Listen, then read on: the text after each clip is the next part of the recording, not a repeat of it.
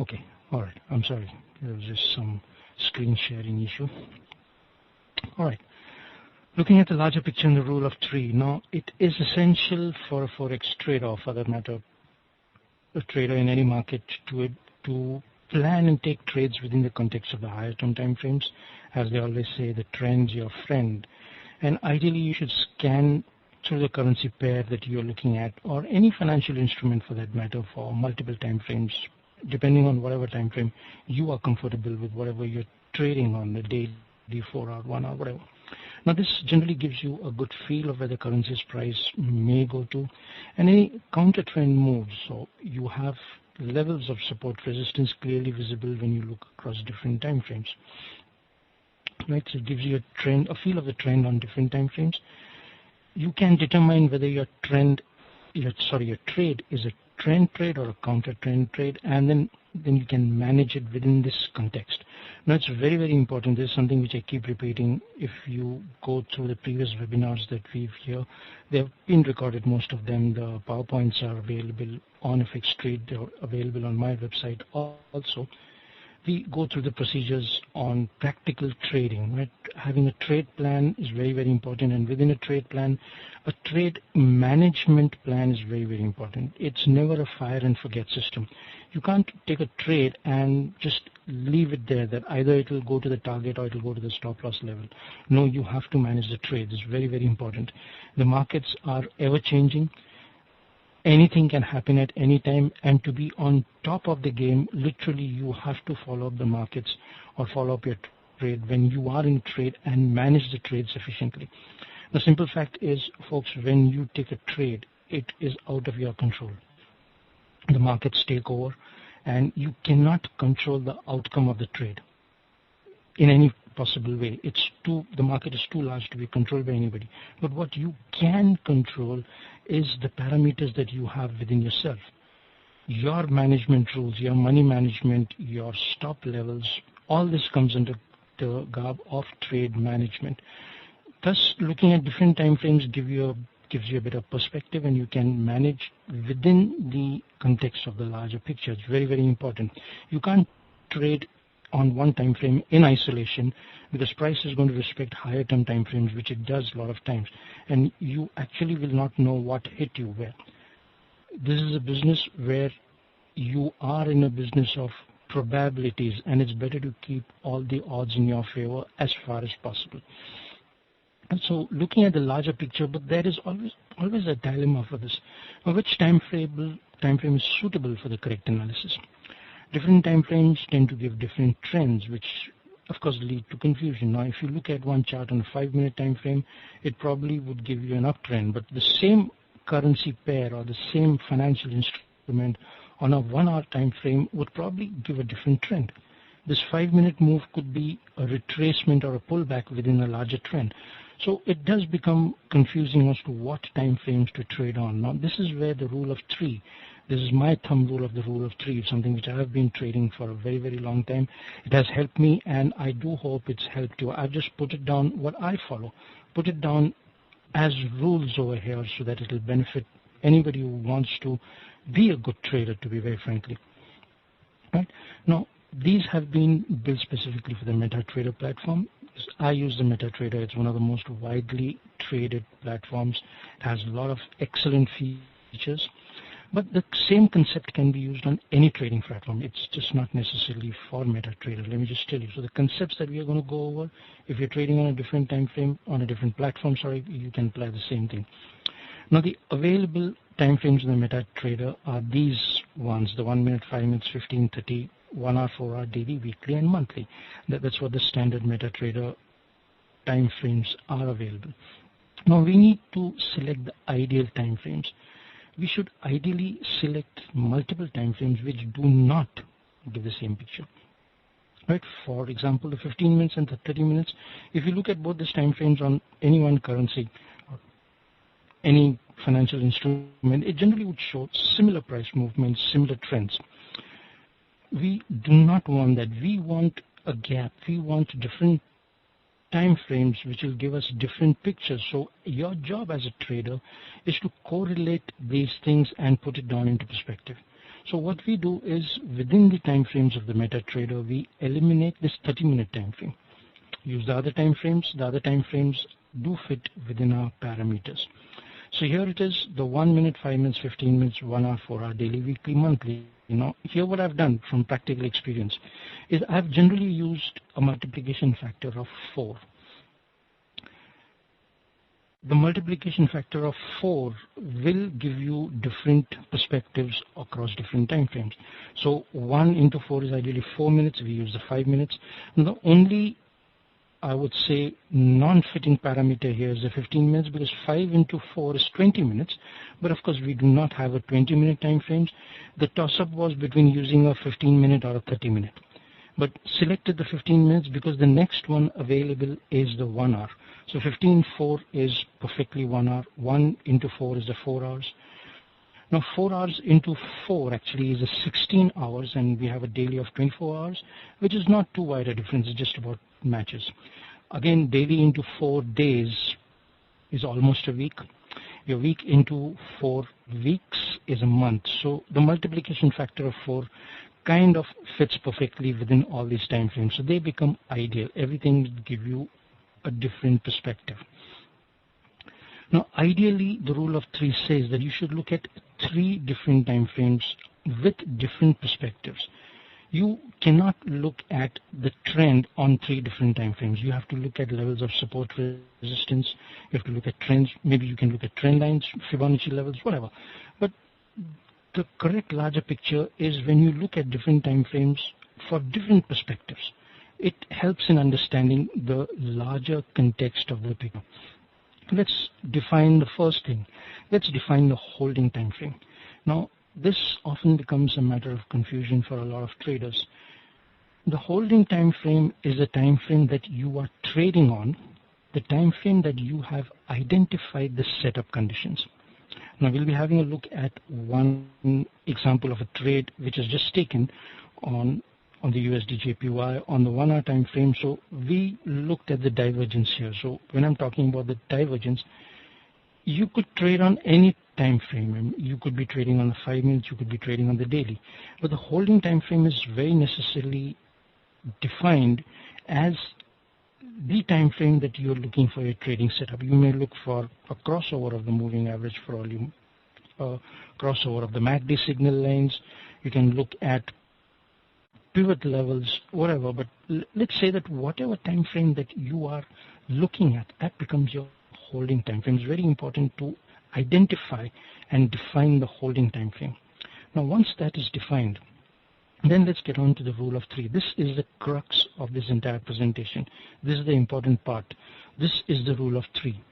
What we do is we identify the setup conditions of the technique on the holding time frame, whatever time frame we are trading on. The next higher time frame, as per the MetaTrader that we just looked at, should be used to look for support resistance levels.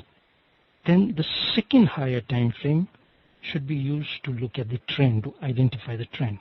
Now, this is the rule of 3 which I have been using for a very long time, something which I teach, something which my traders follow, and it works very, very well, because this combination of the correct time frames and the correct or the different factors that you're looking at give you an excellent picture of the overall price action.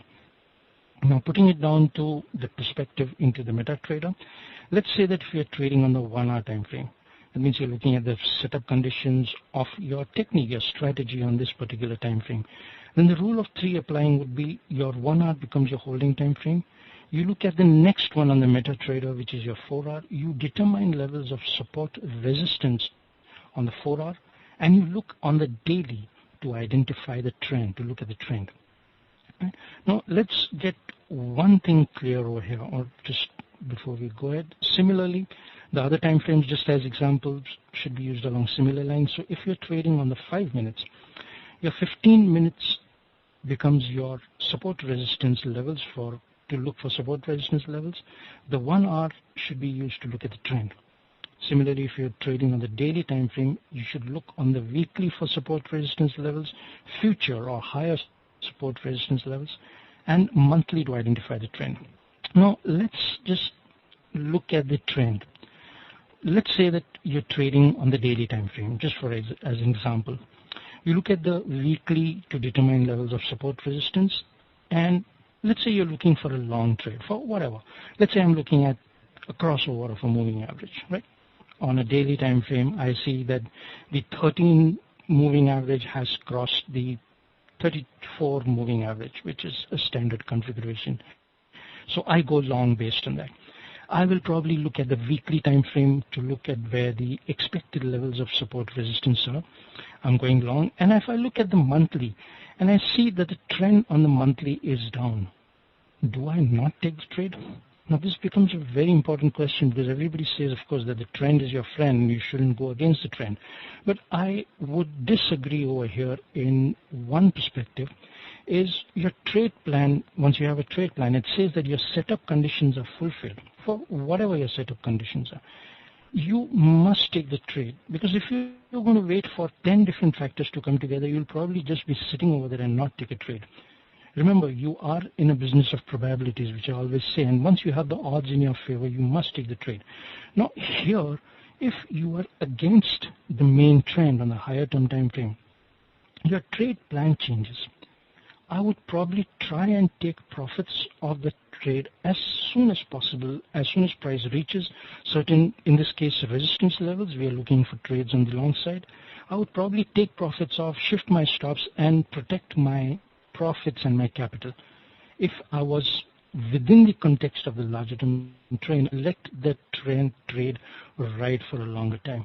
But even if it's against the main trend, it doesn't stop you necessarily from taking the trade. This was a very important point, which I keep getting questions about this, and I thought it was worth clarifying over here. And let's have a look at some important points over here.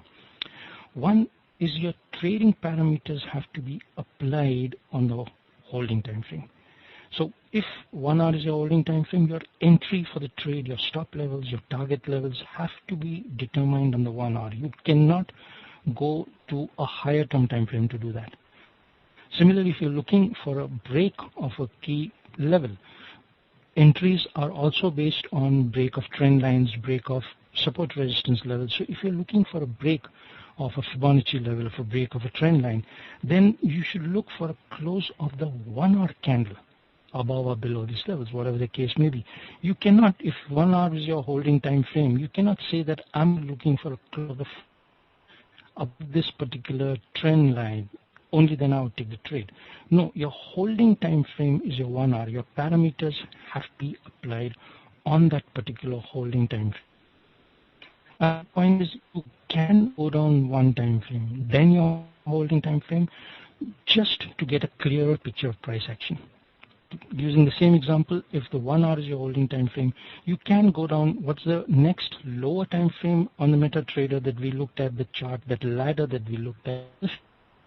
You can go down 15 minutes to look at the proper points to plot your trend lines, to plot your Fibonacci levels, maybe to plot your pivot levels, to identify the key fractal bars, the swing points, whatever. But once again, your trading parameter will be determined only on the holding time frame. You must not wait for a close of the 15-minute candle above a trend line or a pivot level or any key level to get into a trade. It has to be the close of the 1 hour bar. Depending on indicators, you may choose to use appropriate indicators. Now, this is something we covered in the earlier session, using the best possible use of indicators, appropriate indicators for different situations. If I was using the same indicator across all 3 different time frames, it doesn't serve any purpose. You have to use the correct indicator. Let's go over the trade example over here. Okay. Raymond, let me just give you my PayPal ID. Okay. Please send about, say how much? About $500,000 Swiss dollars into my PayPal bank account, and then I'll have a look at this. Just kidding. We will have a look at the cable on the 4-hour daily weekly. Definitely, Raymond, and I'll let you know about that. Okay. All right, let's go over the chart. This is one trade that we just had a look at, or this is something that we just, not, I didn't trade it, is one of my students or one of the traders took this trade. I did not trade it, but it's an excellent example, a perspective about multiple time frames, right? Looking at the USD JPY, where is my annotation tool? Just give me one moment. Now, what we were looking for is, just give me a moment. Where is the annotation? Oops. Oh. As soon as price found support over here, it started moving up. We were looking for some targets toward the upside. Now, what was the reason for looking at this move towards the upside? What is the reason for it? Right, what we had a look at here was a divergence. You can see that price has made a kind of a double bottom over here, and your stochastics gave higher highs. This is a classical bullish divergence. This in fact is a bullish divergence class B. It's not a class A. Okay, Ahmed, we'll come back to that. So this was a class B divergence, and a divergence is one of the most effective trading techniques that I have used. I still use it, very, very effective. So we were looking for movements for price towards the upside.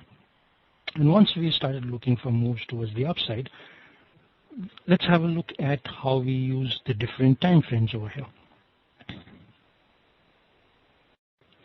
Right. The first thing is, if I'm looking at, this is the 1 hour. I looked at the 1 hour.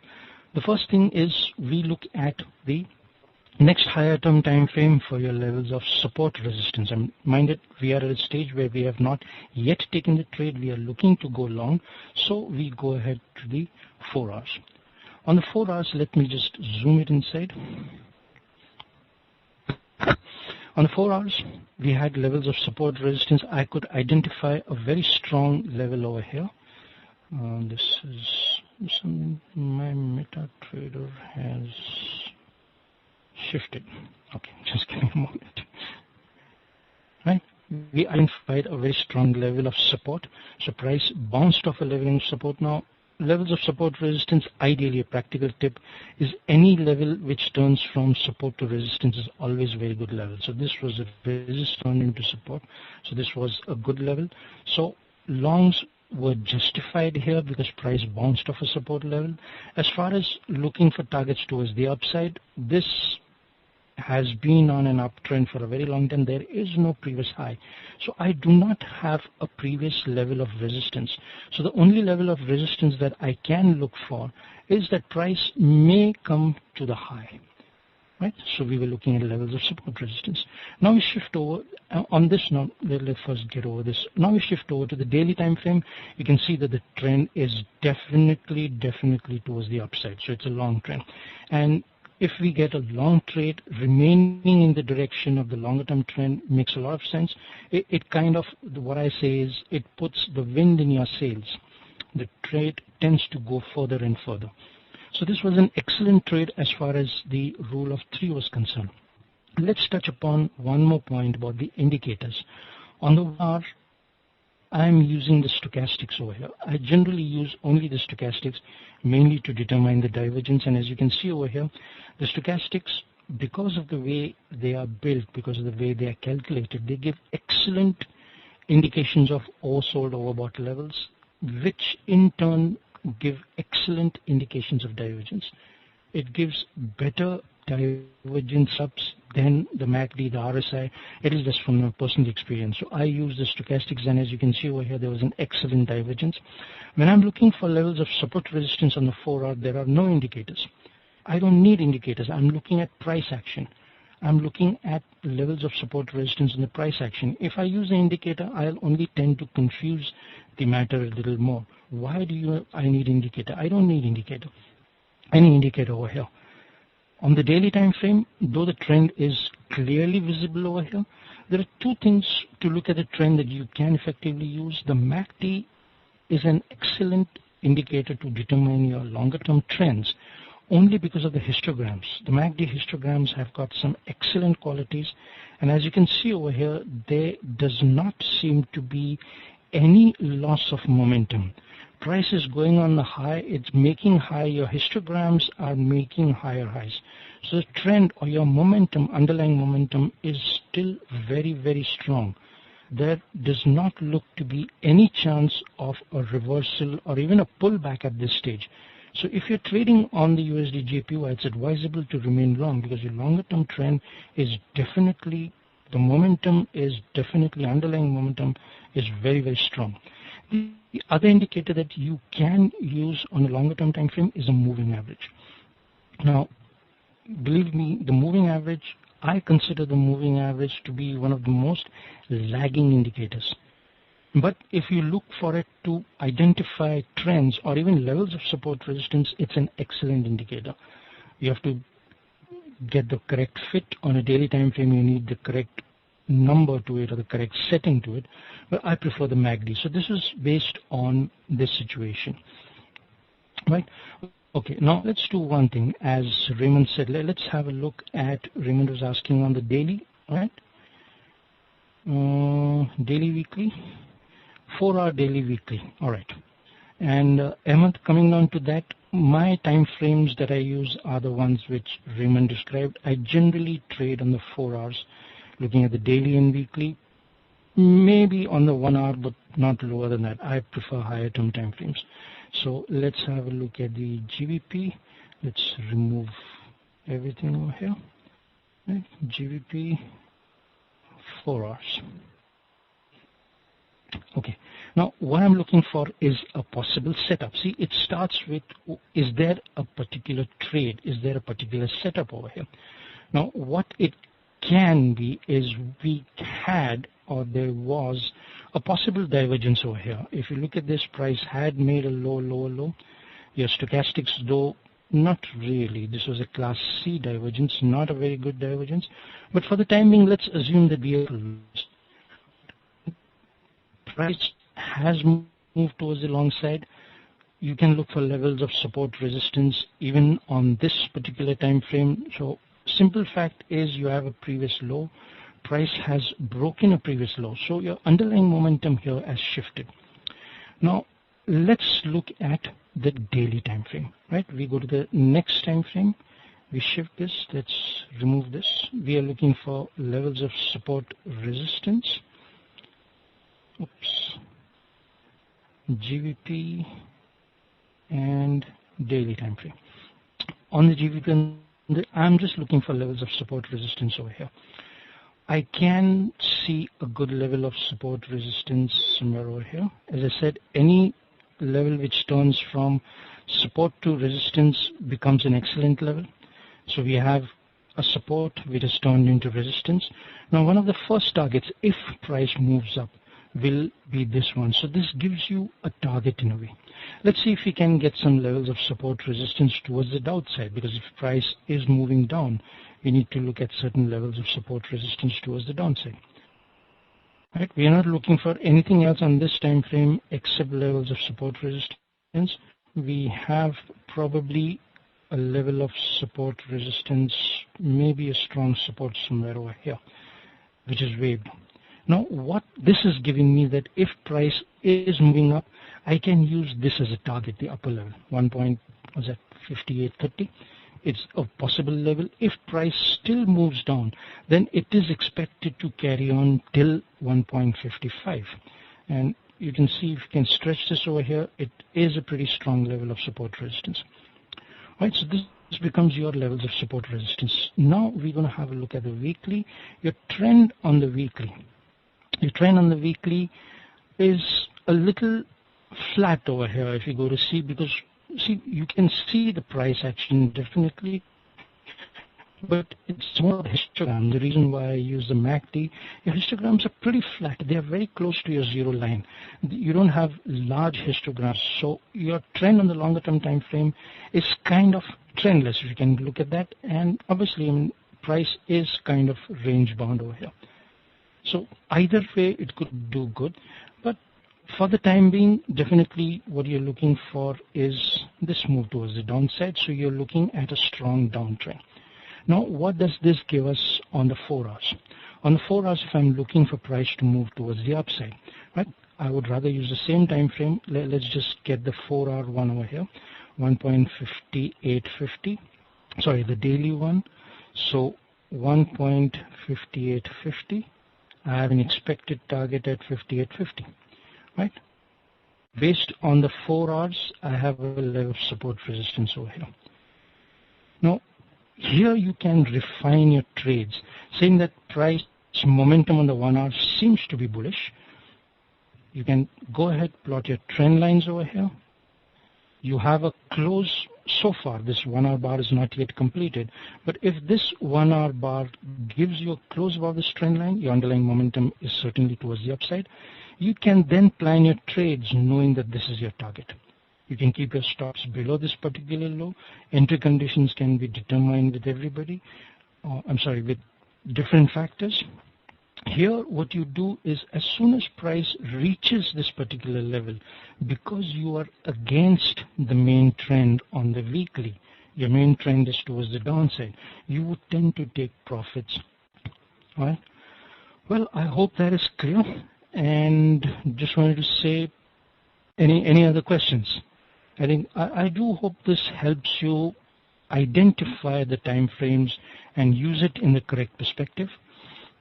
If you want this PowerPoint, you can go to my website, the London School of Financial Trading, and it will be available on the London School of Financial Trading. You can register over there. I can send you the PowerPoint once you register there or you ask for on that website.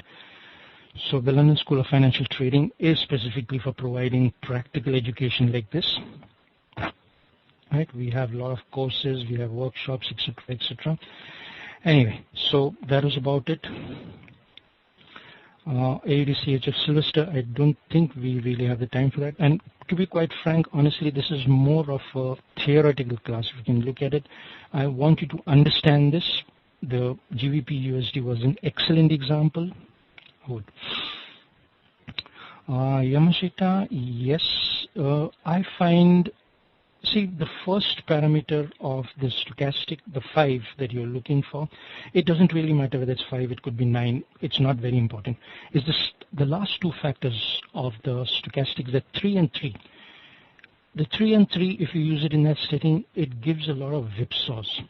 And they are ideal for larger term time frames. See, the lesser you're setting on an indicator, the better it works on larger term time frames, because larger time frames you need to compress the price movement if you want, or look for quick reactions in the price movement.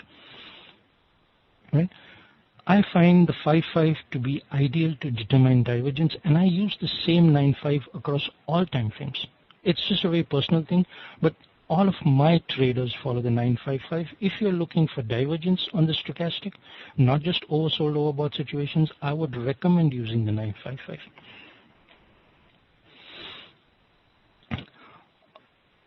Yes, Walkie, I do trade counter trend, and same question which Ahmed, which you missed, that if your shorter time frame are in conflict, and if you have a trade set up on your shorter term time frame, you should follow that, because see, you are trading on a shorter term time frame, right? Your setup conditions are fulfilled as per your trade plan. Now your longer term time frame may not agree with this, but you're looking at a very long term time frame which may not impact your trade immediately. But yes, to remain in that, your trade plan has to differ. You can trade counter trend provided your trade management is fine. Okay, Yamashita, on the 4 hour also, it's an excellent thing. Once again, clarification, what do you use it for on the 4 hours? If you're looking at it on the 4 hours, are you looking for oversold overbought levels, or are you looking for something else? Only if you're using it to identify the divergence, I would recommend the setting of 955. For anything else, then it oversold overbought levels, it really doesn't matter, whatever you use. All right. All right, folks, I think that was it. I hope this was practical enough, helps you in your trading. Bullish pip, stop loss, levels of support resistance are ideal for using stop losses. Looking at this example on the GBP USD, if we are going long over here, I would place the stop below these particular lows. You can see that there is a strong level of support which has not been broken. Just below that is ideal. So levels of support resistance are the ideal places to keep stop losses. All right, you're welcome, all of you. It's always great to talk to you. And once again, if you have any questions, please feel free to get back. This is my email. Anytime you can visit the website, register on the website. I'll always be available. There you go. Oh, where did it go? Yeah. All right, so I'll see you folks next week. Till the time, you have a good trading week. Have a great weekend. As always, I'm here for the questions. Let me know anytime you need anything. I'm here for another 5 minutes. If you have any questions or anything, you can just let me know. Otherwise, I'll see you folks next week.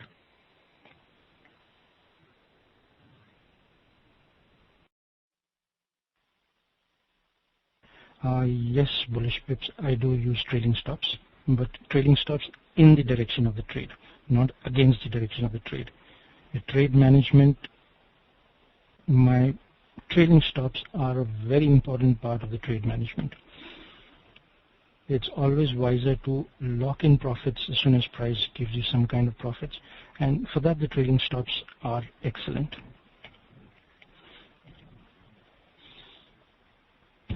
Like generally at times of major economic news, I stay away from trading. At least I don't open new trades. On an existing trade, if it's well within my favor, I would probably move up towards break even, lock in a little bit more profits in case there are some whipsaws. I don't want to get caught out.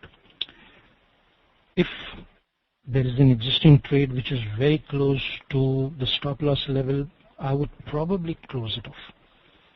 So, major economic news. For general economic news, we keep an eye on it, but I do not trade the news releases, and I believe that because news creates the levels or better levels of support resistance.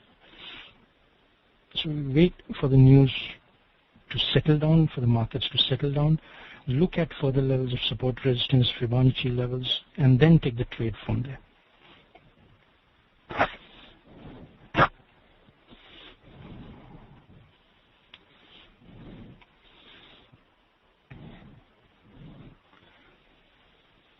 All right, you're welcome. All right, folks. So I'll see you again next week, and till then, have a good trading week. Have lots of pips in your trading week. That's goodbye from here.